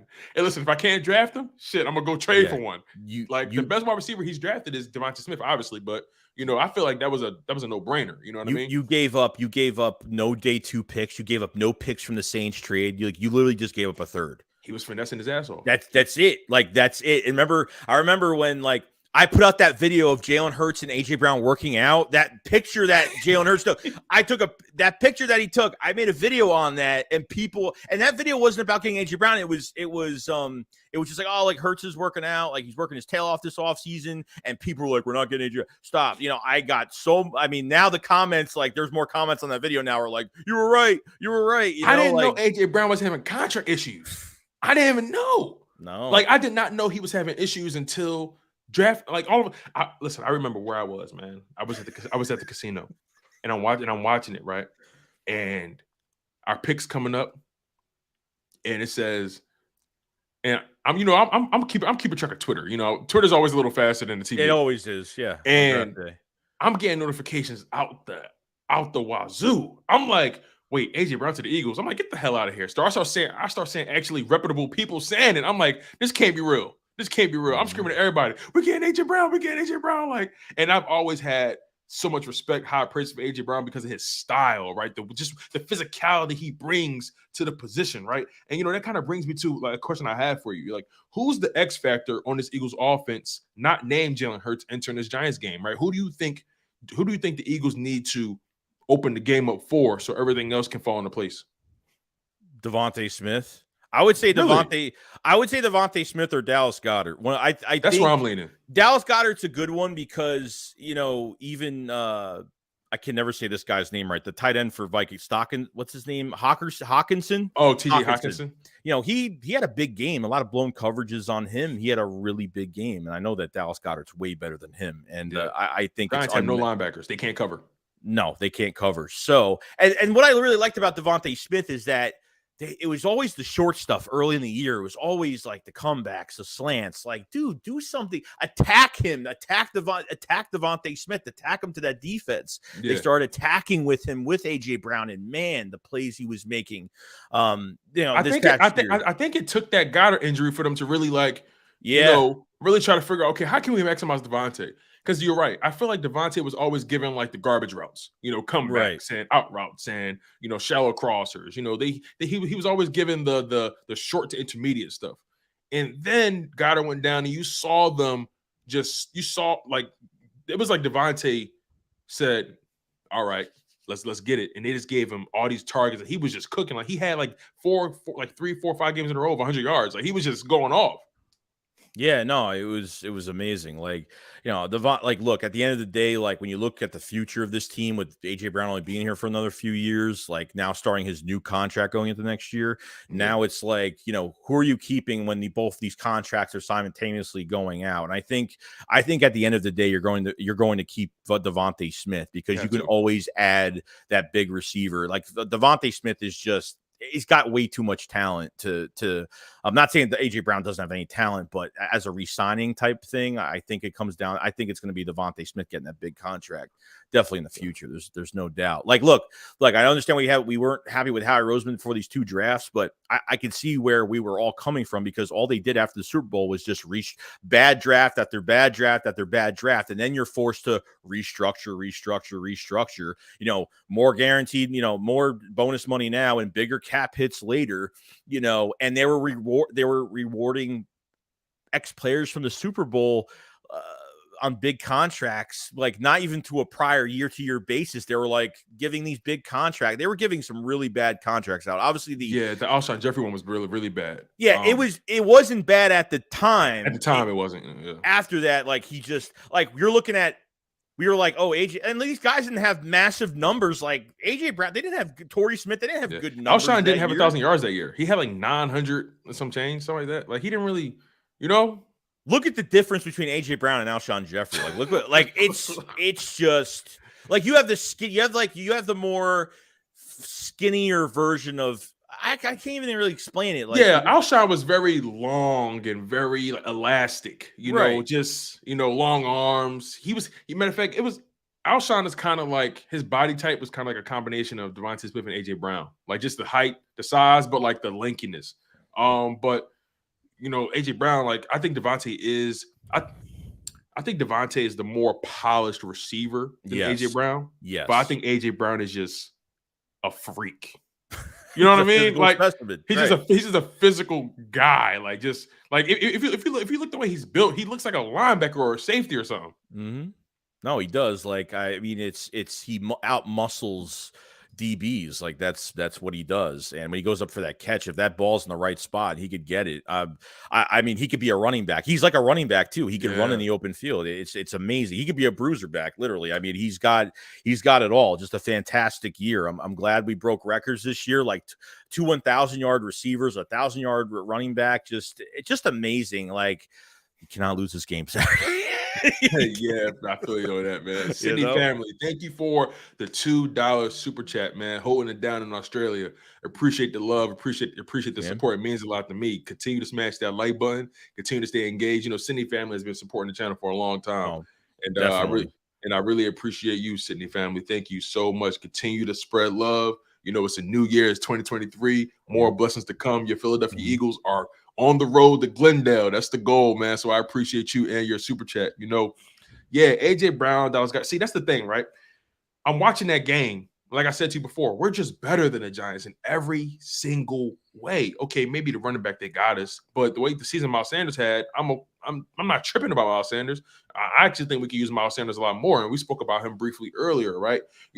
I made a video a couple weeks ago talking about it's going to be so important for Miles Sanders to be dominant in this playoff race. He has to dominate every opportunity he gets because we don't know how many they're going to give him.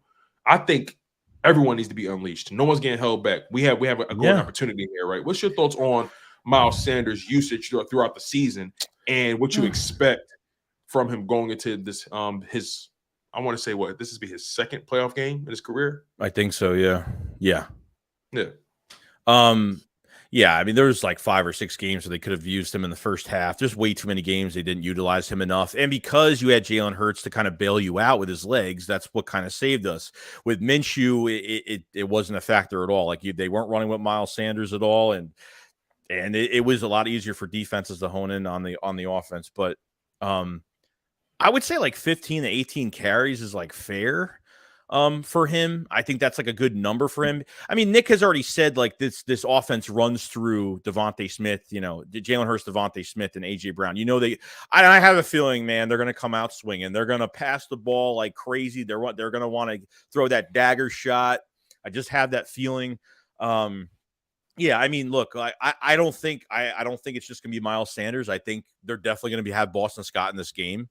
I think they're going to get him ready. Kenneth Gainwell prepared. I think all these guys are going to get a shot in this game, especially Boston Scott. I think he'll get a shot. Definitely. It's hard to see. Boston Scott's really good, even catching the ball out of the backfield, but his running style is great because he's so short. He's got a big lower body. It's really hard for defenses to scan where he is, and he sneaks in to get he's tough, man. He's tough, especially in red zone. So I think that would be fair. And obviously, after this year, we'll have to figure out the whole entire running back position. But as of for Saturday, I think that's going to be fair enough for him. I think they're going to use all these guys. Yeah, I agree. This is that time of the year where, you can't, this isn't the time to be passive or, hey, I'm saving this guy for next week. You don't know if you're going to make it the next week. You got to let guys rip. You got to let it rip.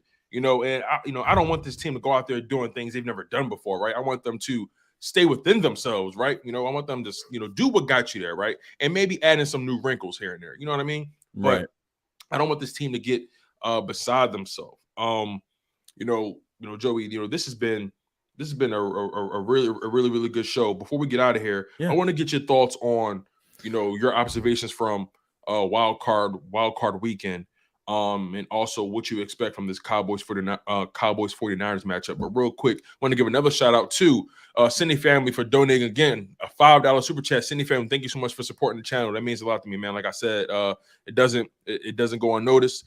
You guys continue to stay engaged, smash that like button, and we're going to continue to pump out this content for you guys. You guys feed us, we got to feed you back. So each one teach one, continue to pass the food around the table, man. Everybody sitting at this table eating. So we appreciate you, Cindy family. Thank you so much.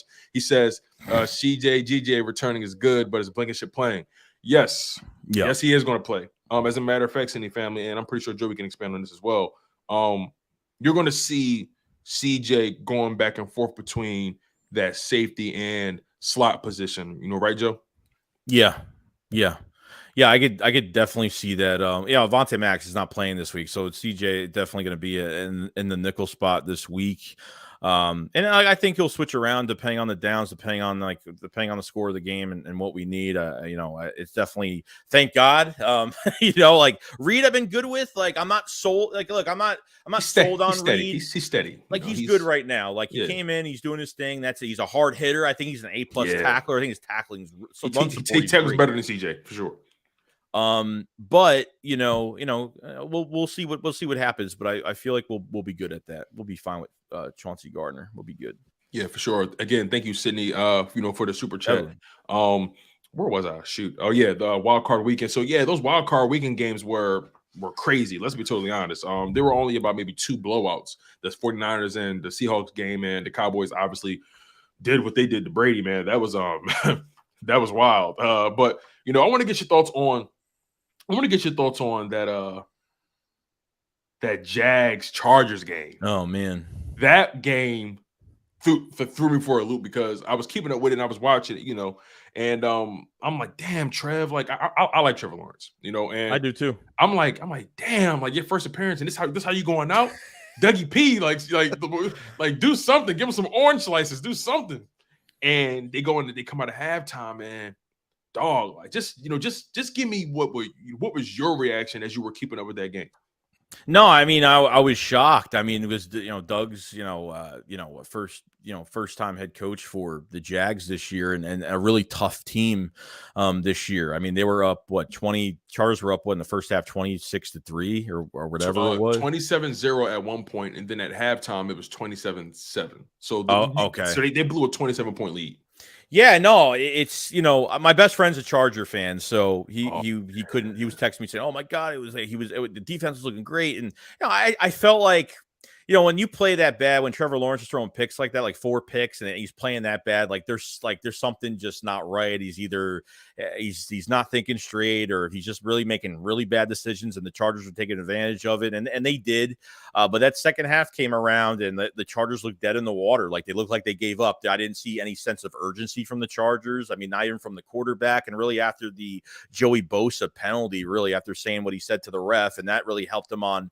Moving up, I think it was the 2-point conversion or whatever it was. Yep.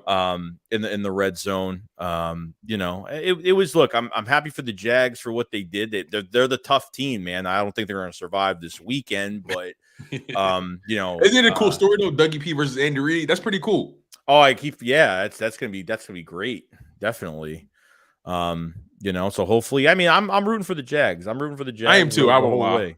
Like, I ain't gonna lie. Like, my prediction for the Super Bowl matchup, I honestly predict a Eagles-Bengals Super Bowl. I know that's not really the most popular combo, but I expect the Eagles-Bengals Super Bowl for some reason. I just think Joe Burrow, I don't know what it is. Like, it just seems like he has Patrick Mahomes and Joe Burrow's number. Like, I don't know. He's like Patrick Mahomes and Josh Allen are more talented than him. But right. Joe Burrow just operates differently than those guys, man. Not saying he's better again, but he just operates at a different frequency that other guys just don't. Like he got sacked 9 times in the playoff game last year and still stayed poised and didn't panic. It's something to be said about that. Trevor Lawrence, like 4 interceptions, and he stayed grounded. I got to give Dougie P credit for that just shows the experience, right? Yeah, no, I mean, look, the Jags, like you talk about even the the Jaguars, like you take them from what they had with Urban Meyer last year, you put Doug in. I mean, you saw a different team from the start. I mean, it was a team that was kind of, they spent some money, Christian Kirk like played pretty good, but Christian Kirk, but I think overpaid obviously, but he played, he's playing as he should. He's delivered on that contract, honestly. Yeah, because I saw the rumors that I think it was before we got AJ Brown, like every receiver that was literally available. It was Allen like Robinson, Eagles. Christian Kirk. DK, I'm glad we didn't make that Allen Robinson move though. Yeah, like because he Shark was flat-footed Shark and all these guys. I'm like, Jesus Christ, like enough with this, And I heard like Christian Kirk was, I think the Eagles had a lot of interest, and Doug kind of Doug acted as if like the GM as well. Had a lot of decision making for that team in the off season as well. They put him in that position, so it was a fighting team, man, all year, and I think they got better over time. The Bengals that just had a really bad beginning of the season. It was just no protection, nothing was working. Jamar Chase wasn't doing it. I mean, it was just T. Higgins. It was just bad all around. But they got better over time. Sometimes teams aren't hot straight beginning of the year. That's why with the Philadelphia Eagles, it's like, maintaining that and then losing your first game. And then can they actually, the first thing of adversity is, can they win after a loss? Will it take the team down mentally? And it didn't. It was a tough road, it was a tough stretch, the game after, but, only winning by a point against the Colts. But, it just depends when teams get hot or when teams are cold. Like this just happens. Sometimes when teams just get to the playoffs, they change way too much with their playbook. You got to use what you use from the regular season and how you win. And that's what a lot of teams do. A lot of teams change up way too much with their playbook, and they get too cute with it. Yeah, they overcook it a little bit. They forget what got them there. They're so happy to be there, they forget what got them there. Obviously 49ers, smacked the Seahawks. 49ers is going to be facing off with the Cowboys. What's your thoughts on Brock Purdy and this very strange run he's been on? I'll admit he has my attention. He has my attention, but again, it's he's a 7th round pick, and I'm trying not to put too much stock into that, because at the end of the day, I'm not one of those guys that say, "Oh, because you were drafted in the 1st round, you're going to be good." Like, that's not really just how it works. It's all about who takes advantage of their opportunities. At the end of the day, draft stock is just draft stock. Once you're in the league, draft stock means nothing, at least to guys that just they actually play. We know guys in this league that 5th round, 6th round picks, they're Hall of Famers or Pro Bowls, all pros, whatever. So what's your thoughts on Brock Purdy, man, and just this very strange run he's been on? And is he a legitimate threat at the quarterback position, especially to those Cowboys, man? What's your thoughts on that game too? It's tough for me because I think he's in like a perfect situation. Like too perfect, right? Too perfect. It's too perfect. Like no one's injured offensively. Like it's perfect. He has everything around him. It's weird because I don't think he's faced a stout defense on his schedule this year. I don't think they've really faced a really good defense on that schedule. I think me and Philly went over it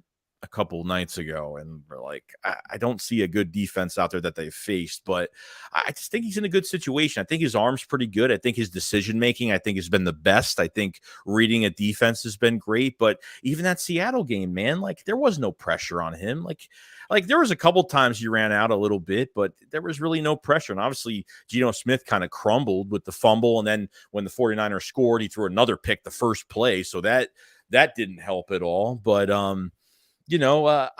really don't know. I think when it comes down to it, it's like, just think of it like Dak and Zeke's rookie year and what they did. And there was no blueprint, too much success. Year after, teams started to have a game plan against both of them, and it worked. You know what I mean? So I feel like then they add Amari Cooper, so it's kind of like, okay. right. So I feel like there's no blueprint on him yet. Like the 49ers have a huge advantage because they could do whatever they want with him. And like, they could, obviously they played a good amount of games with Brock Purdy, but like, I feel like there hasn't been a front that can really pressure him yet. And I feel like they're going to get some good matchups with the Cowboys front, and it's good. Their defense is good. Their defensive line's pretty good. Micah Parsons, obviously you have to watch out for him every single play where he's lined up. and you have to be prepared for it. You know, we talk about the Cowboys Tampa game, like I talked about it a million times. Like whoever gets to face that division is going to get a free pass that first game. Like they're the best of the worst of their division. Tom Brady, it's like did the Cowboys defense really beat them, or was Brady really that bad? Because he could not get one pass off. I mean, literally, like there was times he was protected. There was times there wasn't one perfect pass, not even a dump off pass. Like everything was so inaccurate. I think they're putting too much on Tom's plate. I think they're making him do too much at 45 years old. I'm sorry, but the guy can't run four or more steps anymore before he gets hit. And it was just horrible. Like I feel like the defense is really saving the Cowboys right now, and I feel like they're playing really well. That offense is really. They have to run with Zeke and they have to run with Tony Pollard to get anything done, because I think Tony Pollard is really the key for that offense. In my opinion, I think he's really the spark plug. Zeke is like he comes in for a couple plays and he's just red zone, and that's all it is. Like, yeah, Tony Pollard's been a huge key. If you make Dak throw over 40 times, you're losing that game. Like, it really depends on Kellen Moore. Kellen Moore kind of designates how that offense is going to be. When they mix stuff up, they mix in that run and throw in some play action from Dak or whatnot. Like, they could do a lot, but that run game has got to be there for the Cowboys. Otherwise, you're not getting anything done. So. Yeah. I think they're going to lose. I mean, I have a feeling they're going to lose. I honestly don't even care, because I wouldn't even mind having the NFC Championship game against the Cowboys and knocking them out at that point. And finally having both quarterbacks from both starting, so this could just be done in Philadelphia. Done. No, because all year it's been like, I feel like as soon as the Cowboys beat Tampa, they've overlooked the 49ers to us already. Talking about us. You think so? Oh, I've seen it. Like at least if you're a Cowboys fan, like humble the win, take the win, and be like, oh, congratulations, we won the game. But then it's like, oh, Dak's a top 5 quarterback. I mean, all this other crap is starting to spew out now. Like they feel vindicated. They feel like because that gets a lot of hate. Even from their own. I think it's really because of their own fan base too, right? Like their own fan base is so split on Dak. And you see it on Twitter, and it's like some of them can't help but to be like, yeah, Dak is the man. Show him some respect, and I get it kind of internally. But I mean, it's just like Tampa couldn't run the ball. Like they're last in rushing. I mean, they couldn't. They can't stop the run. They can't run the ball. And again, I want to give credit where credit is due. Dak balled his ass off, right? Yes. But at the same time, I have to acknowledge in that NFC South, like you said, any one of those teams could have got in.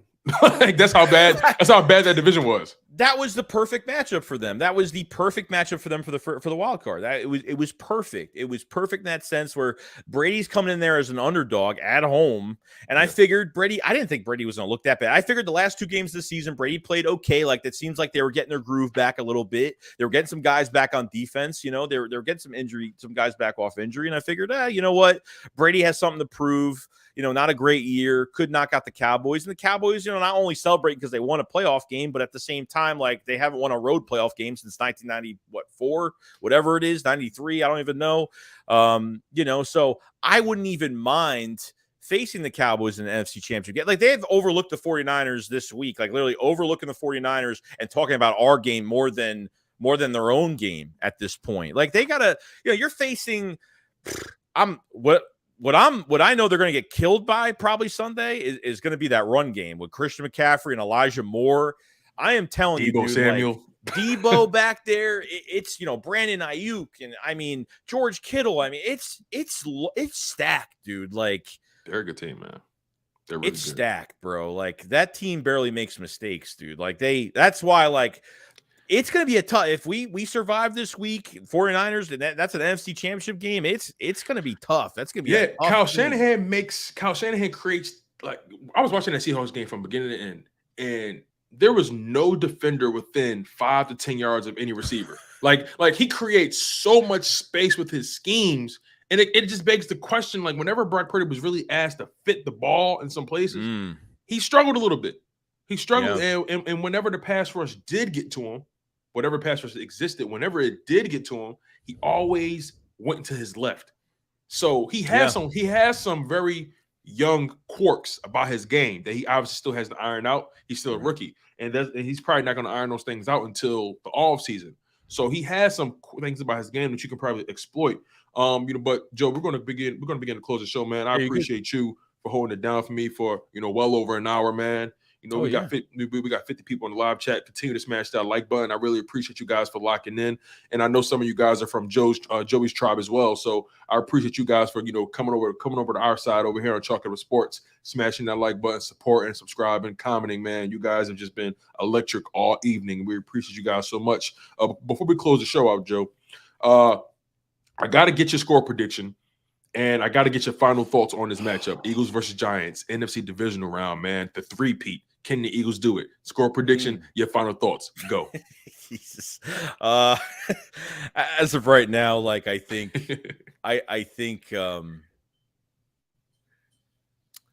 oh man, I've been up and down, but I feel like it will be 31-17. I feel like it'll be 31-17.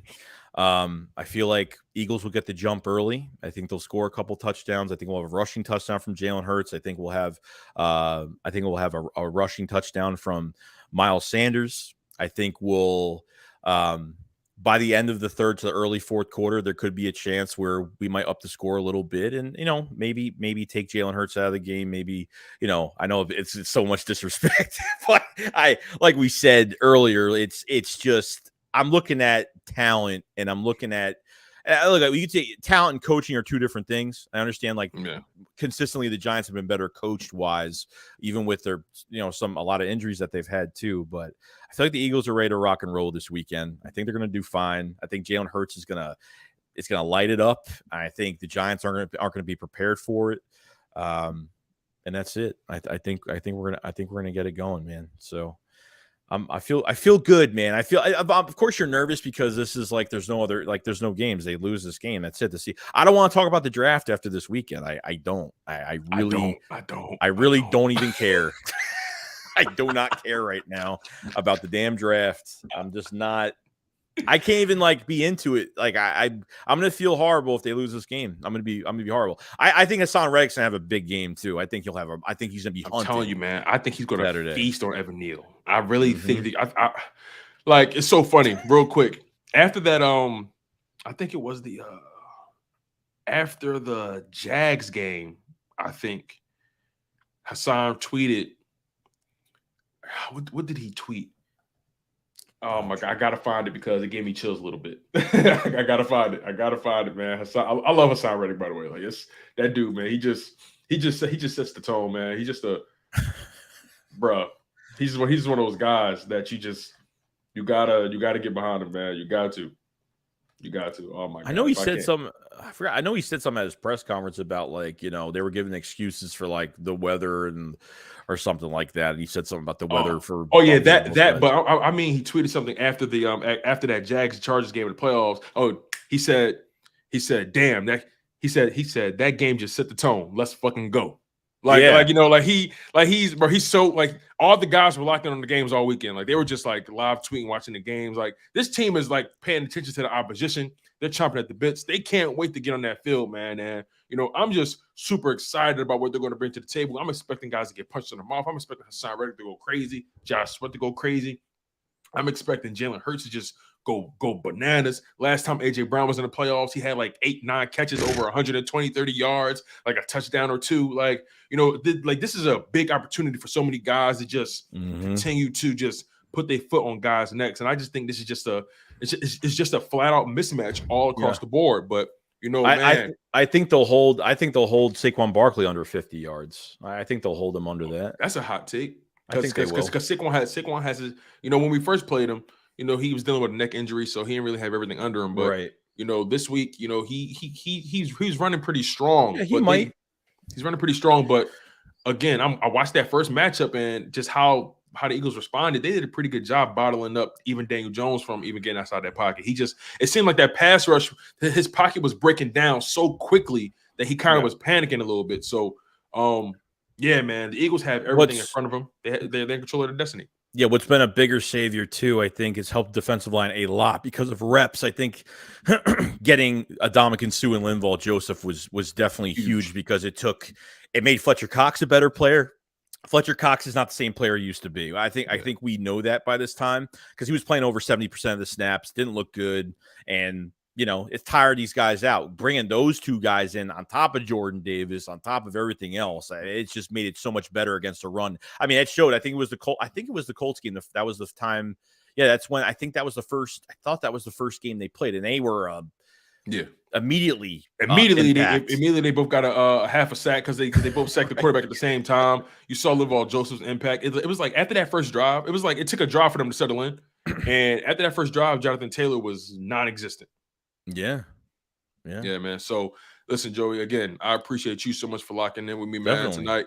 You guys, this has been a real fun evening. We covered so much. And if you guys are watching this live stream after the fact, right? If you couldn't watch it live or if you want to double back, don't be afraid to. Just understand that we see you guys. We know you guys that are locked in. Even if you may be working right now, you probably got the baby in one arm. You're probably trying to cook dinner with the other arm. You're probably trying to make the bed. Your wife probably in your ear, making you run errands. You never know what life may throw at you. Maybe you're sick, whatever. But regardless, just know the content is here for you. I want you guys to make sure that you lock in with my man Joey Shake 72, man. He has one of the best Eagles YouTube channels, man. One of the most consistent, one of the most hardworking, one of the most creative, man. Just gives you his energy, gives you his passion, give you his analysis, and does it his way, man. And I also am a fan of his horror channel as well, man. He does good work with that, man. He is a horror buff. He kind of reminds me of my dad in that way. My dad loves horror movies, man. Like he likes them more than me. And I like horror movies, but he's just so engulfed, man. He'll watch a horror movie at like midnight. I think just chill. I think it was that tweet. It was the tweet you put out. You said like, oh, what's the scary horror movie, or what's a horror movie I should watch, or which? Oh no, it was something. I think it was last Christmas, not this past Christmas. I think it was Christmas before. You said something about a horror movie for some. I don't know. You said something like that, and I put up that Killer Snowman movie. I put up. Oh yeah. I think I said so. I think I said like, well, what's like a good horror Christmas movie, something like that. And you put up the fucking. I'm like, what the? I'm like, you know what? My dad probably saw this shit. Like. I've seen some shit. I've seen some stupid stuff that you have to watch. Like there's some stuff that's so stupid you have to watch it, and it's funny. It's really funny. Oh man, that is hilarious, man. But look, on that note, my man, I appreciate you. Make sure you guys lock in on Joey Shake's YouTube channel. You guys were locked in with me, your host, Tone DeShields II. I was joined by Joey Shakes. This is Chalk It Up Sports, where no matter if we win or if we lose, we just got to charge it to the game. One love, stay humble, stay healthy, and most importantly, stay hungry, you guys. And fly, Eagles, fly. Eagles, fly, dude.